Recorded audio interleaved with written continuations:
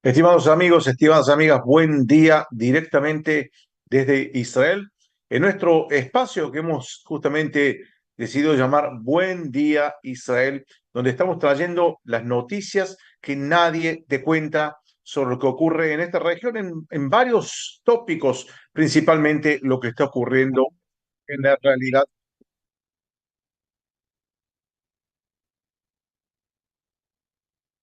A ver,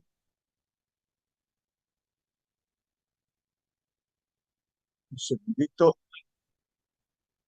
un segundo.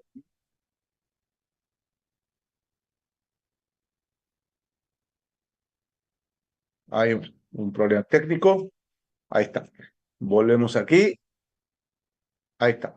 En fin, hoy decidimos justamente tratar un tema, hay un eco ahí, cerrar aquí. Listo. Tratar un tema que muchas veces, Cinti da un eco ahí.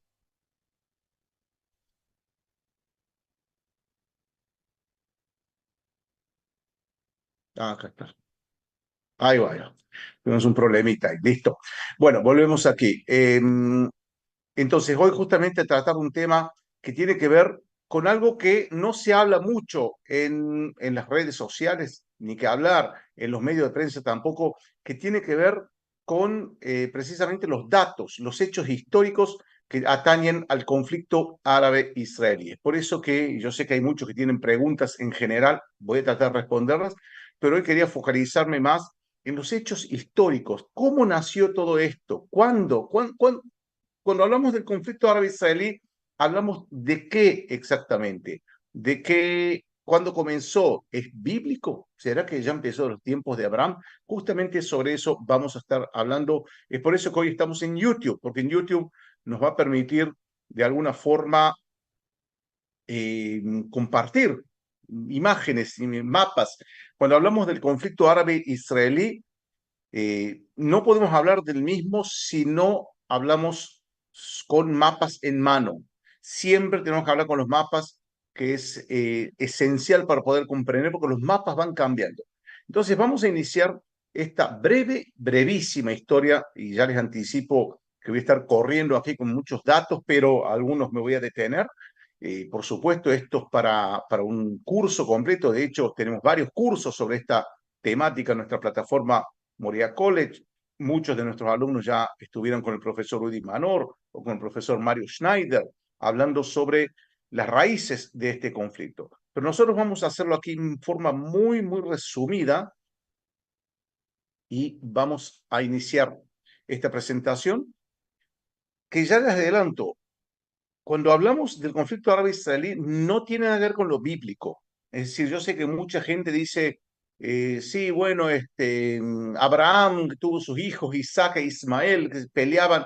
No tienen nada que ver. De hecho, la Biblia no es un argumento cuando hablamos del conflicto árabe-israelí. Nadie puede decir, aquí no, nosotros de acuerdo a la Biblia estuvimos primero, entonces nos corresponde. No es un argumento utilizado en la ley internacional. Por lo tanto, cuando hablamos del conflicto árabe-israelí, hablamos de 100, poco más de 100 años de conflicto. Hay algunos que dirán 150, otros dirán 120. En línea general, la gran mayoría ubica este conflicto en la década del 20 o, si se quiere, después del año 1917, digamos en las postrimerías de la Primera Guerra Mundial.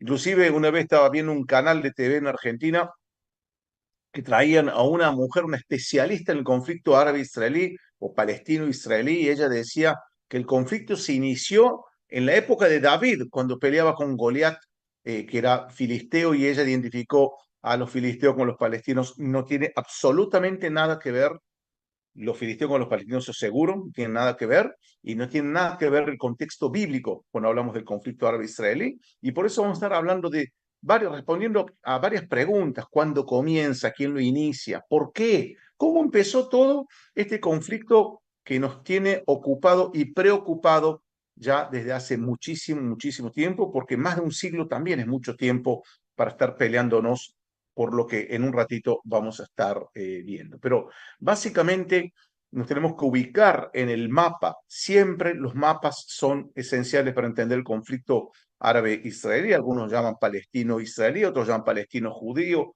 Vamos ahora en línea general a llamarlo árabe-israelí porque realmente a lo largo de la historia incluyó varias entidades y varios países árabes y nos ubicamos entonces en el mapa. En el mapa tenemos aquí el mapa de la región. Tenemos a Israel que está aquí, justamente en una región muy estratégica porque une Europa por un lado, Asia por el otro y África. Fíjense cómo este pedacito de tierra es una especie de puente intercontinental que une tres continentes. No sorprende que en la antigüedad los grandes imperios siempre pasaron por esta región. Todos los imperios que se les pueda ocurrir, ¿no? De la que a veces estudiamos en la escuela, desde los asirios, babilonios, persas, griegos, romanos, todos pasaron por aquí, era codiciado. Napoleón estuvo aquí. Es decir, es un lugar muy estratégico que siempre todo el mundo lo quiso controlar. Y hoy en día, cuando hablamos de Israel, es un pequeño punto no árabe o no musulmán dentro de una región árabe y o musulmana. Tenemos países árabes como el norte, todo lo que es el norte de África. En Asia tenemos países no árabes, pero musulmanes, que son potencias como Irán y Turquía, países árabes importantes como Siria, Irak, Arabia Saudita. Es decir, es un barrio bastante complicado porque más allá del conflicto árabe-israelí, cada uno de estos países tiene conflictos étnicos internos propios, conflictos religiosos de siglos. Por ejemplo, el más sencillo de mencionar es el conflicto, el odio visceral que se tienen sunitas y chiitas, que viven peleándose por motivos teológicos, culturales, históricos. Ni que hablar, por ejemplo, un país como Irán, que tiene varias etnias diferentes. Es un país bastante segmentado desde el punto de vista étnico y que tiene, por supuesto, luchas internas. En todo país prácticamente de la región hay luchas internas, a veces muy salvajes y muy crueles. Para entender el conflicto árabe-israelí tenemos que entender el trasfondo histórico. Trasfondo histórico, no podemos decir, bueno, tal día comenzó el conflicto porque sí. No, hay un trasfondo histórico, hay una serie de sucesos que ocurren que va llevando a otros sucesos. Esa, digamos, la base de la historia.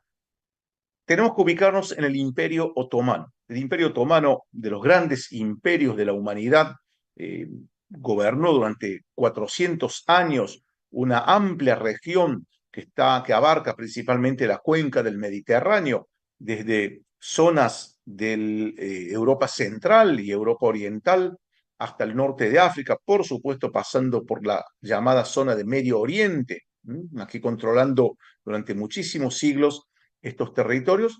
Y cuando hablamos del inicio del conflicto árabe-israelí, ya dije, no es bíblico, no va más allá del siglo XIX, siglo XX. Algunos lo llevan a los años 20 el inicio, otros dicen que fue mediados del siglo XIX, algunos dirán que fines del siglo XIX, pero básicamente ese es el límite cronológico del inicio del conflicto árabe-israelí.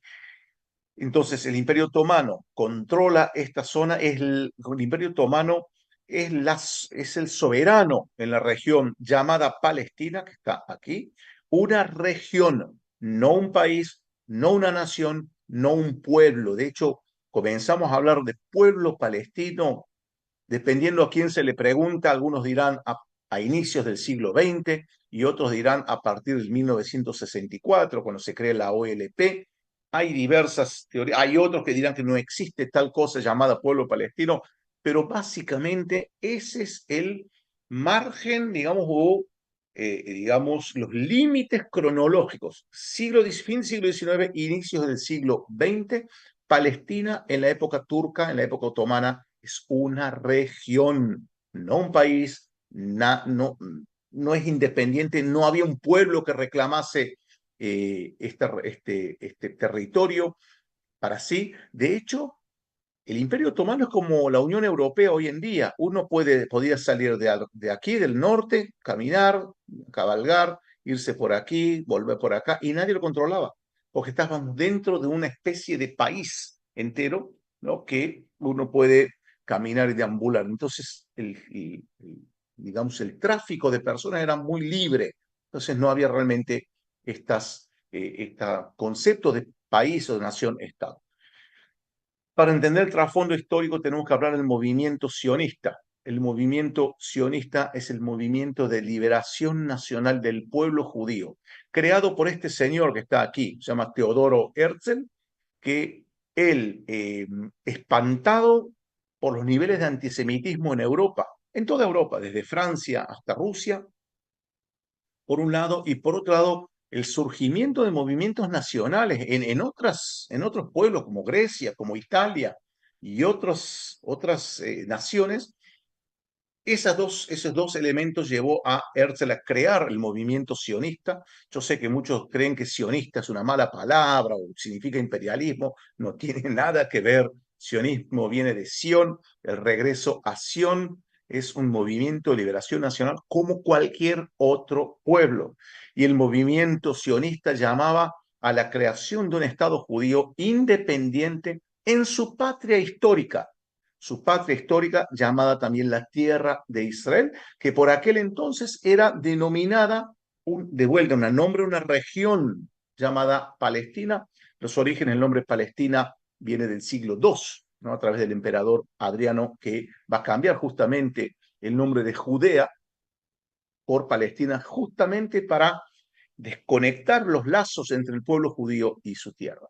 Y el movimiento sionista, con digamos, el visto bueno de las autoridades turcas, otomanas, empiezan a crearse olas inmigratorias que ya habían comenzado antes de la creación del movimiento sionista en el 1897, ya en el año 1882 empiezan las grandes olas inmigratorias, que antes también había olas inmigratorias menores, pero básicamente comienzan a crear ciudades como Tel Aviv en el 1909 o un kibutz como Degania en el 1910. Se crea una organización llamada Keren Kayemet Le Israel o CACAL, cuya misión era la compra de tierras, adquisición de tierras de terratenientes árabes, que buena parte de ellos estaban en el Líbano o en Siria y mantenían aquí un esquema de tierras, ¿no? Un sistema feudal en donde los terratenientes tienen las tierras y obreros o campesinos árabes cultivaban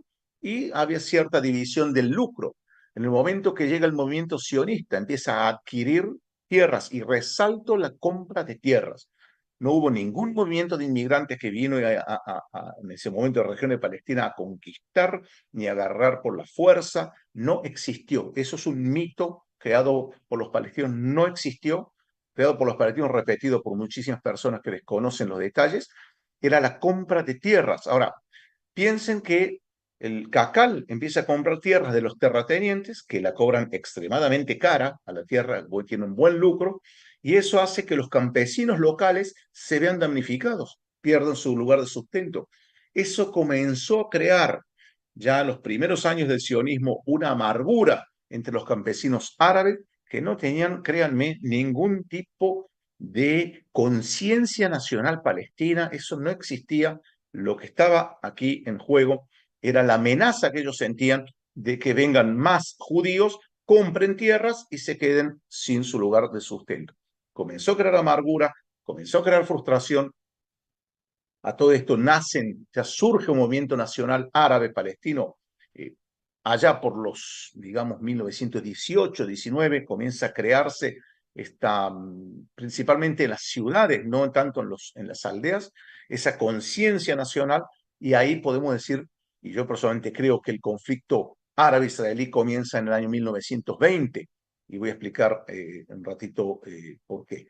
Lo cierto es que antes del 1920 existe una serie de eventos extremadamente importantes que tienen sus consecuencias hasta el día de hoy y tiene que ver con la Primera Guerra Mundial.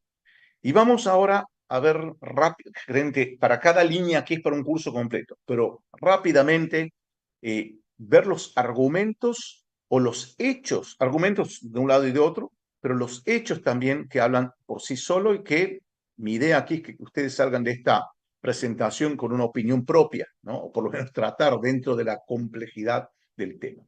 Lo cierto es que ya en el año 1915 hay un intercambio de cartas de correspondencia entre el gobernador inglés que estaba en Egipto, representante de la corona británica, que estaba en Egipto. Recordemos que Palestina era turca, la región de Palestina en aquel entonces, o la tierra de Israel era turca, otomana, y en el 15 intercambian cartas MacMahon por la corona británica y Hussein. Hussein era el líder de los árabes, estaba en Arabia Saudita, era el cuidador o el guardián de los lugares santos para el Islam, Meca y Medina, de la familia hachemita.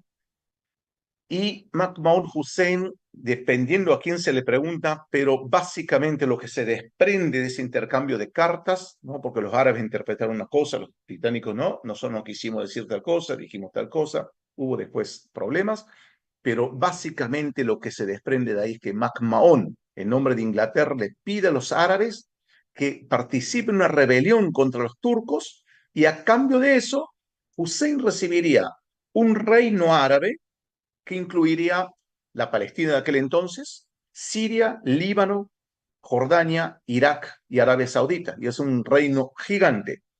Esa promesa nunca fue cumplida y ahí comienza, si podemos decir, la raíz. La raíz de todo esto son los ingleses, que prometían una cosa para uno y otra cosa para el otro. Permanentemente violaban promesas, los ingleses jugaban a varias puntas, entonces creando lógicamente frustración entre las partes. MacMahon dijo, no, no quise decir esto, no, lo que pasa que al fin y al cabo nada de eso ocurrió. La sorpresa de los árabes llegó cuando descubrieron, años después, que en el año 1916 había un acuerdo entre ingleses y franceses llamado Sykes-Picot, que tenía la intención de dividir la zona de Medio Oriente en una parte francesa, que era la parte que vemos aquí que está básicamente en azul, ¿no? Una parte francesa y una parte británica. También están los rusos o los italianos, no voy a entrar en eso ahora, pero descubrieron, porque era un acuerdo secreto, que este acuerdo contradice las promesas de MacMahon a Hussein. Para seguir echando leña al fuego con toda esta serie de promesas no cumplidas. Por cierto, el acuerdo Sykes-Picot no se implementó nunca, pero sirvió como una base legal, si se quiere, para eventos que ocurrirían más tarde. Y lo puse en rojo aquí, no porque yo esté a favor o esté en contra, sino porque la declaración Balfour del año 1917 tiene un carácter legal y jurídico hasta el día de la fecha. Es un documento oficial que tiene valor internacional porque fue decidido por la corona británica, que era quien controlaría a la posteriori la región de Palestina. Y la declaración Balfour dice lo siguiente: la corona británica ve con buenos ojos el establecimiento de un hogar nacional para el pueblo judío en Palestina, respetando las minorías locales. Ese es un documento que, como dije, hasta el día de hoy tiene valor, es el argumento central, si se quiere, a favor del establecimiento de un Estado judío en Palestina. No decía en la declaración Balfour a qué llaman Palestina, y voy a explicar un ratito. Lo cierto que a raíz de la declaración Balfour hubo un acuerdo entre Faisal, que es este señor aquí, que es el hijo de Hussein, que es el que vimos antes de MacMahon Hussein, un acuerdo entre Faisal y Weizmann, Weizmann el líder del movimiento sionista, en donde ambos movimientos se reconocen su derecho. Inclusive Faisal hablaba, estamos muy felices de ver a nuestros primos, a nuestros hermanos queridos, los judíos, volver a su tierra ancestral. Y la idea era que la parte sionista iba a apoyar la creación de un reino árabe, como fue prometido en las cartas de MacMahon, y en contrapartida los árabes iban a reconocer el derecho de establecimiento de un ente independiente judío en la región de la tierra de Israel o Palestina de aquel entonces. Al final eso tampoco se llevó a cabo porque también promesas incumplidas, mucha frustración. Los ingleses, la verdad, se comportaron bastante en forma ambivalente, si se quiere. como siempre digo yo, los ingleses no estaban de un lado ni del otro, estaban del lado de los ingleses, que los intereses británicos era lo que prevalecía. Conferencia de San Remo también tiene un valor jurídico hasta el día de la fecha, es la ratificación de la Liga de las Naciones, entre otras cosas, de la Declaración Balfour. ¿Okay? Dicho esto, entendamos que a partir de esos años se crea lo que se llama el mandato británico para Palestina. Palestina, a ojos de los británicos, al principio incluía lo que sería prácticamente la actual Israel, ¿no? Con Cisjordania, Gaza, sin las colinas del Golán, y la actual Jordania. Por diversos acuerdos, no voy a entrar en estos momentos, se crea luego el Emirato de Transjordania y se separa Jordania de lo que sería Palestina. Y Palestina pasa a ser este territorio que conocemos hoy. Cuando los palestinos actuales dicen la Palestina histórica, uno cree que se habla de alguna tierra milenaria. No, se habla de esto que nació en el año 1920, es decir, poco más de 100 años atrás, que sería este territorio que nunca en la historia tuvo esta forma. Recién en el año 1920 este es el mapa de Palestina. Antes no existieran mapas diferentes, de la época romana, mameluca, todas las épocas eran mapas que iban cambiando, a veces llaman Palestina, a veces no. Lo cierto es que cuando hablamos de la histórica Palestina, sería esto que nace en el 1920. Sé que estoy corriendo con algunos datos, pero a raíz de Declaración Balfour, Conferencia de San Remo, no solamente Conferencia de San Remo, lo que llevó, digamos, la gota que derribó, ¿cómo se dice?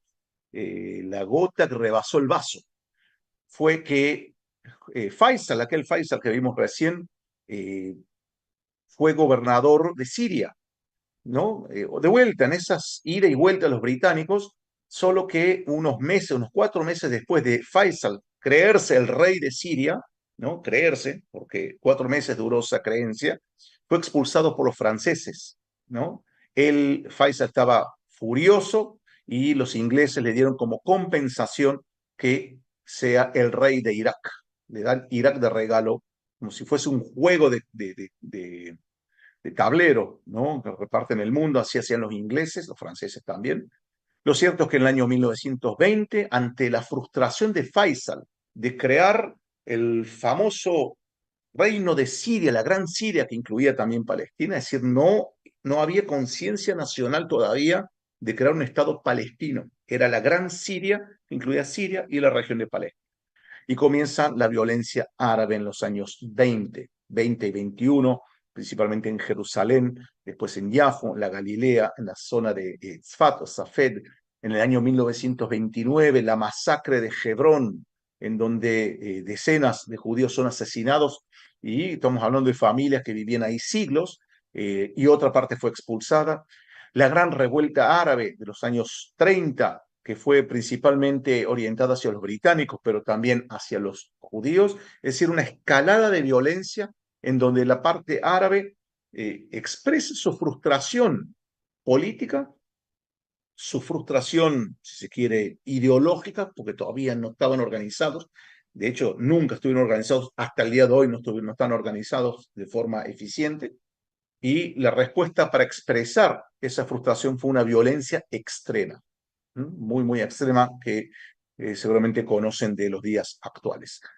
Interesante que a raíz de la violencia árabe llega una comisión inglesa, la comisión Peel, este es el Lord Peel, a entrevistarse con las partes y sugieren la partición de este territorio. Una de las tantas oportunidades que tuvieron los palestinos crear un Estado y una de las tantas oportunidades que fueron desaprovechadas por los palestinos. El plan Peel sugería que este sea el Estado judío, que está en verde, porque aquí estaban principalmente, vamos a decir, las principales concentraciones de población judía, y el resto iba a ser una parte árabe que estaba junto con Transjordania. Iba a ser todo parte de un solo Estado, y los palestinos dijeron no, rotundo, los judíos dijeron sí, rotundo, pero al final nada ocurrió. Nada ocurrió, siguió la escalada de violencia. Una nueva oportunidad de crear un Estado palestino, en el medio también hubieron otras oportunidades, es el famoso plan de partición de Palestina, decisión de la ONU de 1947, 29 de noviembre del 47, en donde la ONU decide la partición de Palestina.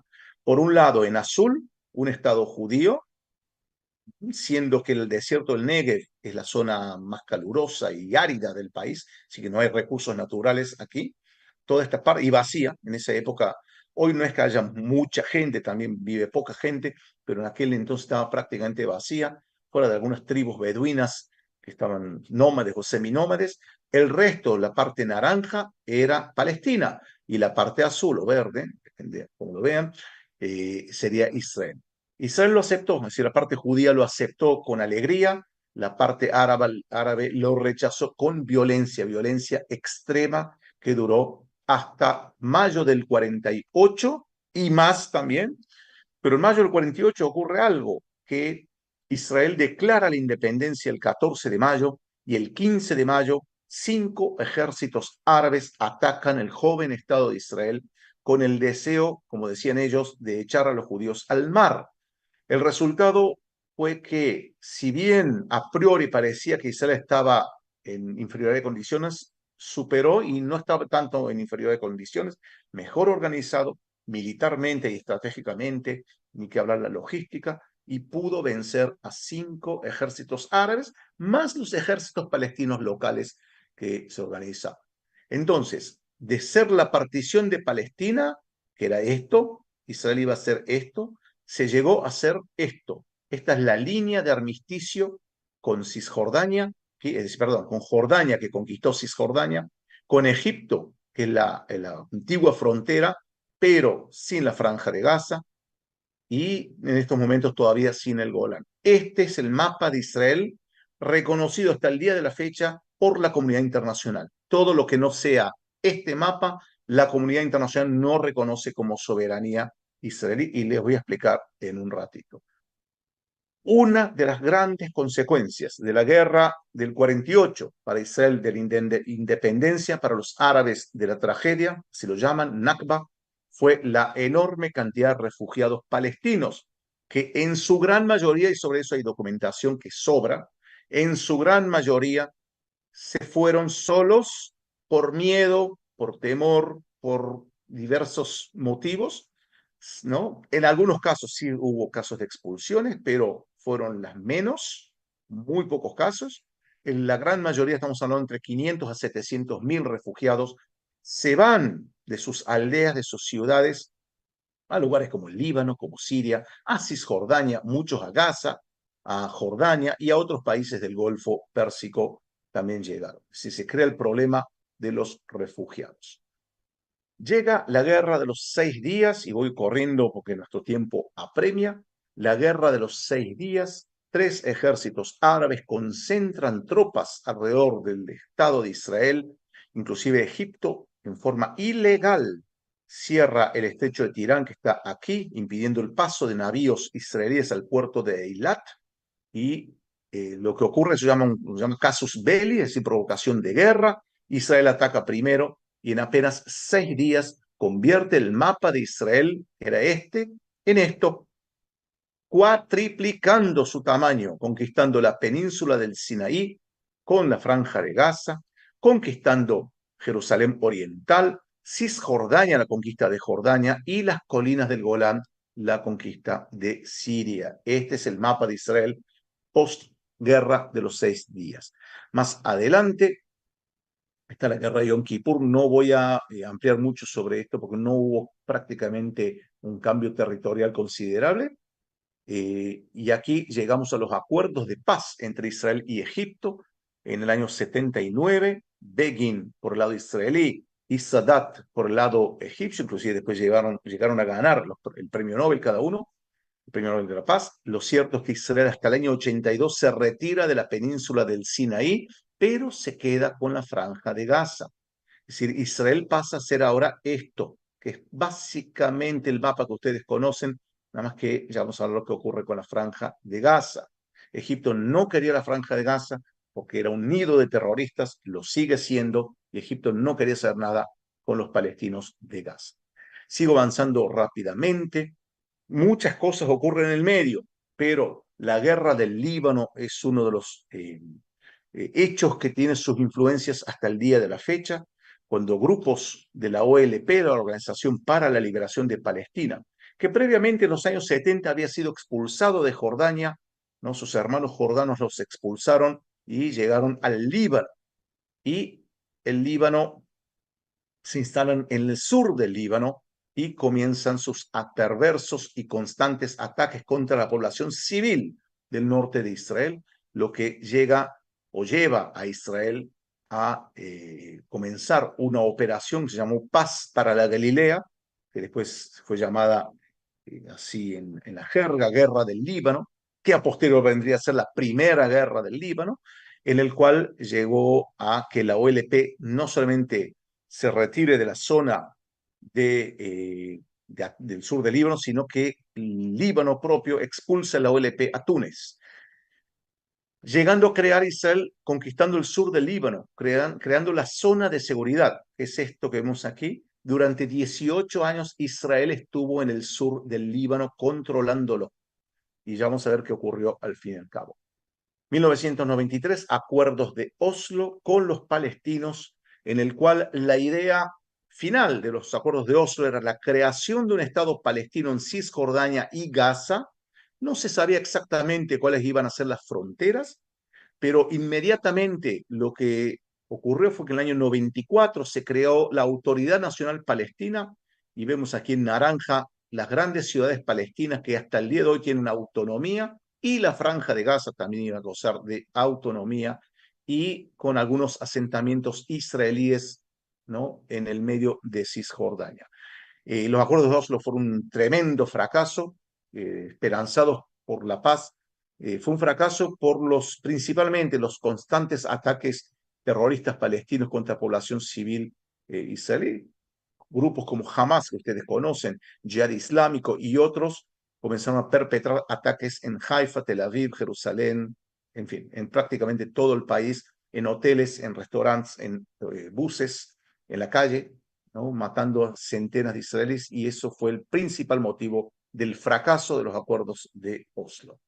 Muchas cosas ocurren en el medio, tenemos varios cursos sobre ese tema, pero lo importante aquí, que atañe a la realidad actual, uno de los puntos álgidos fue la retirada de israelí del Líbano. Israel se retira del Líbano en el año 2000 como un ladrón en la noche, literalmente, porque fue en una noche que Israel se retiró del Líbano, dejando inclusive equipamiento, dejando armas. Parecía que estaba huyendo Israel. Fue uno de los gravísimos errores del primer ministro Ehud Barak, retirándose del Líbano, no en forma organizada, sino rápido, y dejando ahí que sea lo que sea, y fue lo que fue.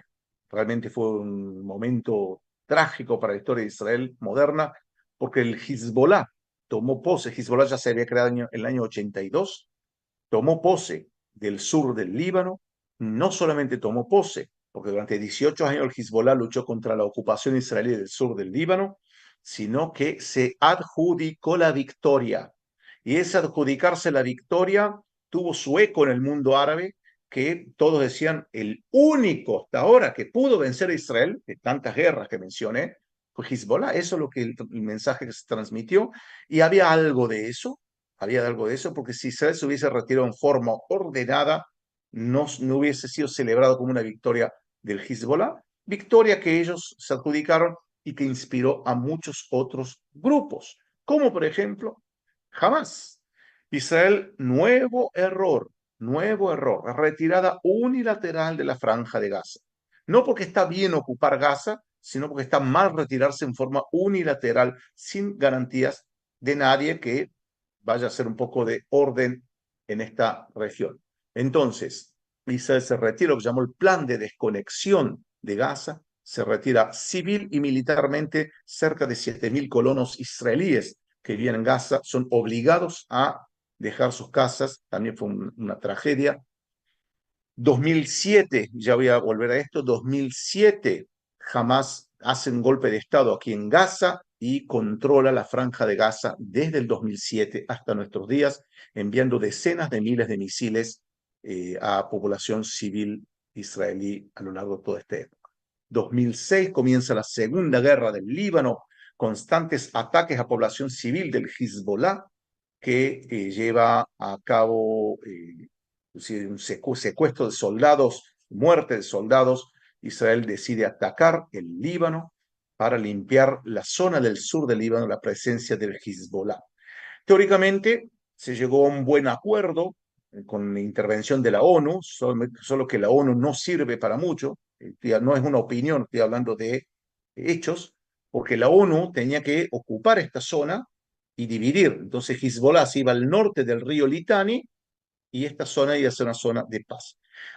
Duró bastante, porque hasta el 8 de octubre del 2023 hubo cierta tranquilidad, no quiero decir paz, porque paz no hay, pero cierta tranquilidad hasta que el Hezbollah comenzó a atacar nuevamente a partir del 8 o 9 de octubre a población, hasta el día de hoy, esta población del norte de Israel. Dicho esto, muchas gracias y ahora sí voy a pasar a las preguntas que puedan tener. La idea aquí, como ya dije, voy a parar de compartir. La idea aquí era rápidamente hablar de hechos que rara vez se habla de eso. Es decir, yo no recuerdo, por ejemplo, voy a abrir aquí, no recuerdo medios de prensa que nos muestren los hechos tal como ocurrieron. Uno puede hacer interpretación de los hechos, es verdad, se puede hacer una interpretación de los hechos, pero los hechos son los hechos, ¿no? Entonces, no podemos negar, por ejemplo, que los palestinos tuvieron por lo menos 7 oportunidades de crear un Estado palestino y nunca lo han creado. Inclusive con el beneplácito de Israel. Israel quería crear un Estado palestino, hoy en día la situación es otra, ¿no? Pero en fin, oportunidades no tuvieron. De hecho, hay una frase que siempre decimos, que los palestinos no pierden oportunidad de perder oportunidad. Así que, bueno, ahora voy a ver preguntas, amigos y amigas, que puedan llegar a surgir. Bueno, estoy leyendo todos los agradecimientos y todas las palabras buenas que nos dicen acá. Eh, Patricia pregunta, ¿qué pasó con los 4 o 5 miembros de cascos azules? Quedaron en fuego cruzado, estaban donde no debían, fue daño colateral.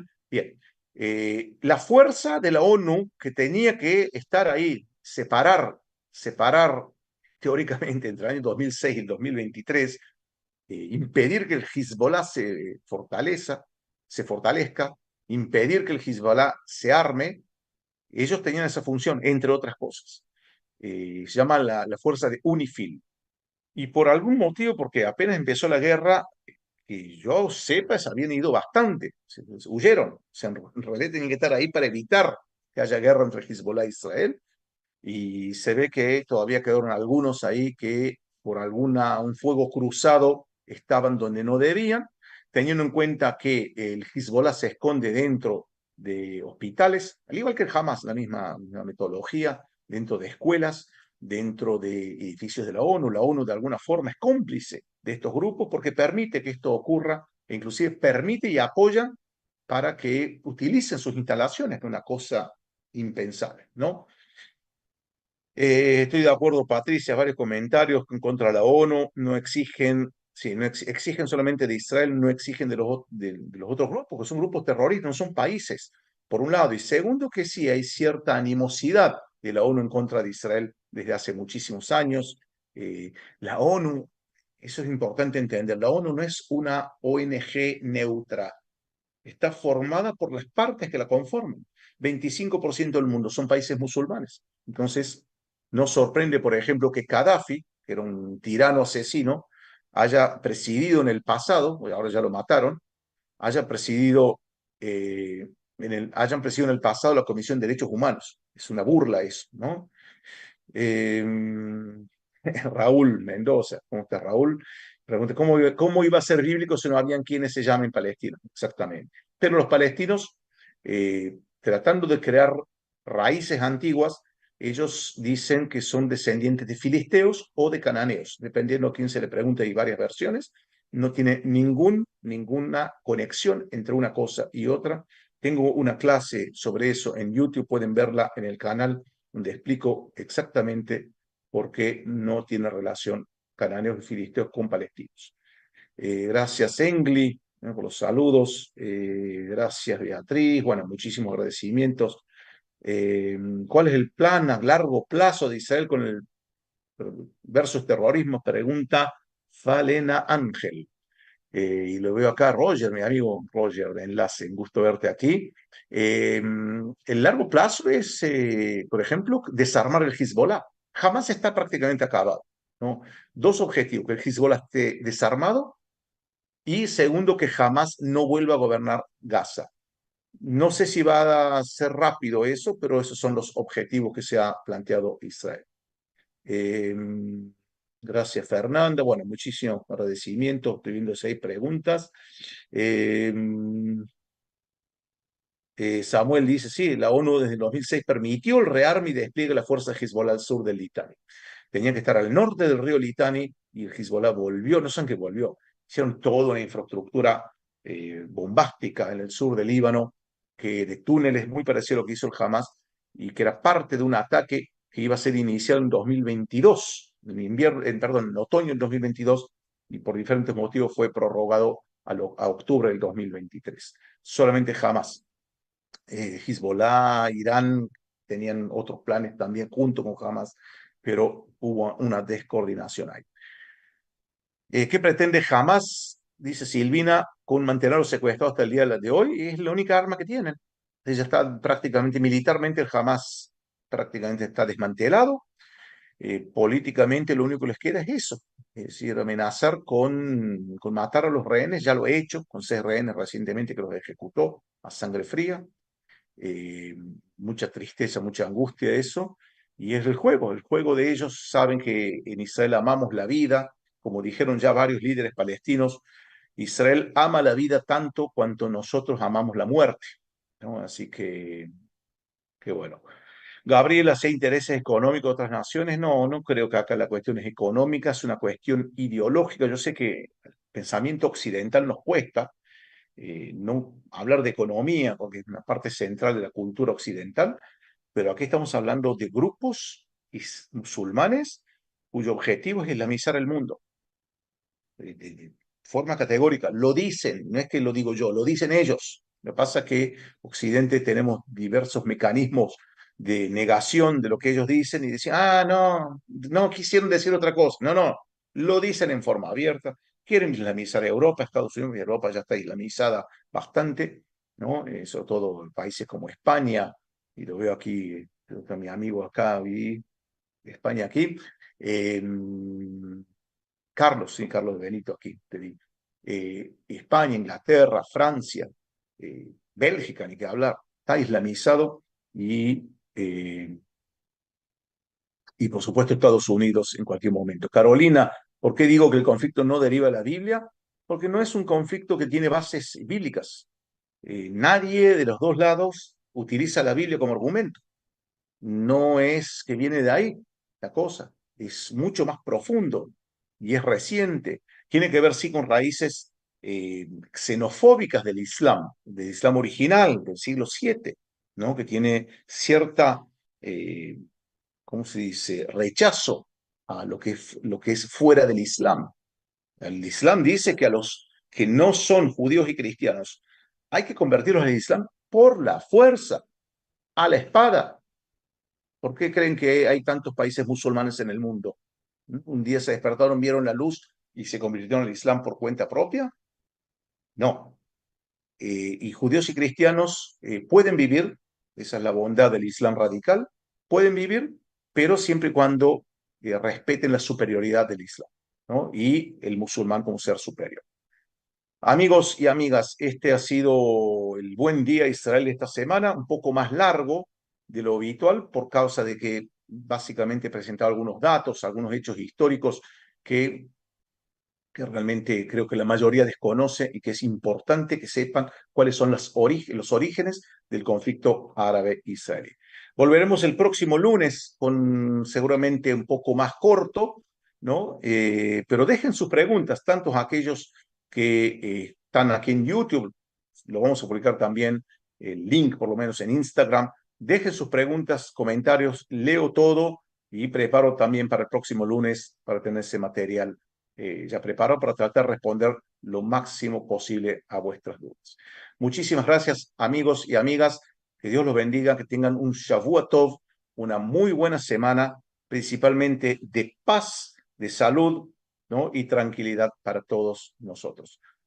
Estemos aquí en Israel o estén donde estén en el mundo. Un gran abrazo y nos vemos el próximo lunes. Gracias.